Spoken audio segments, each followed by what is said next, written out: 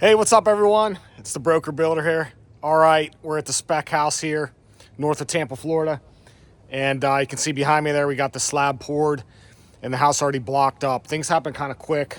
I couldn't get a ton of cameras out here in time. And certainly you never want to hold up the building process. So I did get a little bit of footage. I'll do my best to put together something for you and hopefully teach you a few things. Let's do it.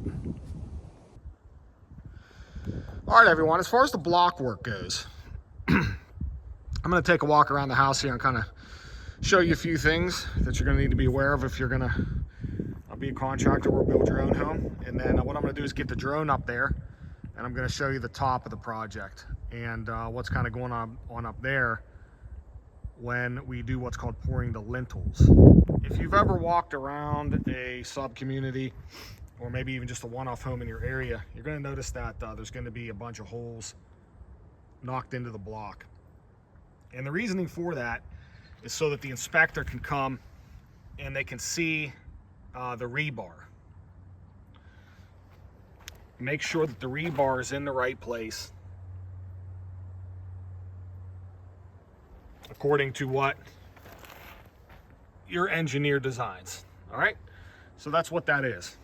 What they'll do is cover that with some plywood. They'll shoot some plywood into the block, and so that when you pour the cement down into those holes, that obviously doesn't come rushing out of the building. All right, you're going to see a hose bib there for the exterior of the home. That's a water line.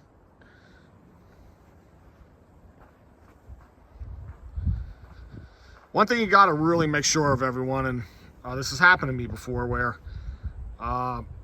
the block folks did not understand the rough openings, and then you have window openings that are too small, and that becomes a nightmare. You have to start cutting block.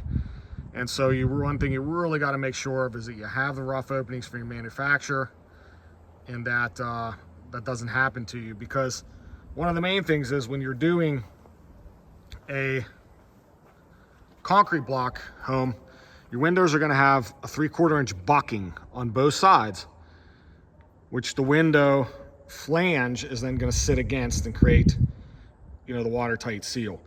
So you can easily make the mistake of not, or your block folks can easily make the mistake of not having these window openings large enough for that buck. And if you don't have it, you're never going to pass inspection. All right, that should be the main water line that's going to go into the house.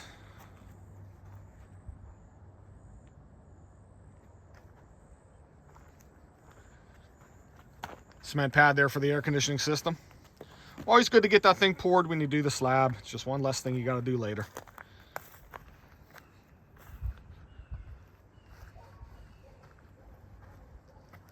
Those are precast window sills there, which is going to be a common process for concrete block.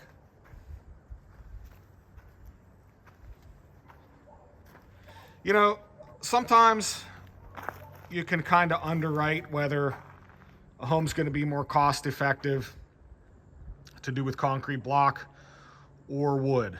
And it just depends on what's going on in the economy, how expensive the trades are. Back during COVID when wood shot through the roof, some builders were even going 2 stories with concrete because the block masons were just easier to find. And the block was available and the wood wasn't. So, talk to your engineer about that, or your design company.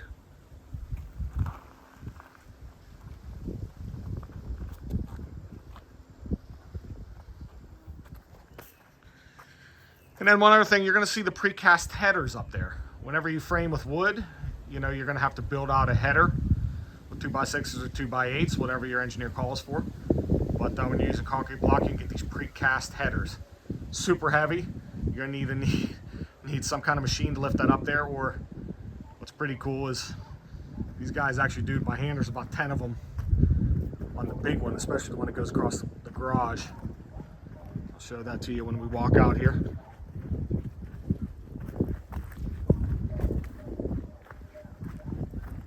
All right, stick with me, guys, because I'm going to get the drone up there. I'm going to show you the top. You don't want to miss that part.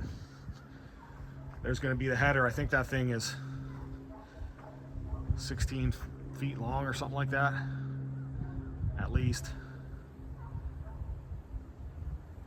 All right, let's get the drone up there, see what's going on. All right, friends, here we are, hovered above the home. And this is going to be the top row of block here. And what these are called is U-block. And they are cut in the shape of a U there for a reason. You're going to set your rebar down in there. And again, this will be set by your engineer on what size they want in there, depending on weight loads and shear and that sort of thing. But we have number 5 rebar up here, and you can see there that it overlaps at the corners, overlaps the next piece, and that's going to depend on code and what your state calls for. I think here in Florida it's got to overlap at least a quarter, either a quarter or a third of the next piece. Don't quote me on that. I'm not a rod buster. In any case, but that's what it's going to look like. And heading back here towards the porch. It's actually the southwest corner of the house. I figured this would be cool to get you up here and kind of show you what's going on, because this is really what's going to be going on in any concrete block floor. What the concrete guys are going to do then is they'll walk on the top of here with a concrete pump, and they're going to pump concrete down into the vertical cells that have rebar, and then this whole top piece will be poured solid. They'll put some mesh in there before they actually pour it.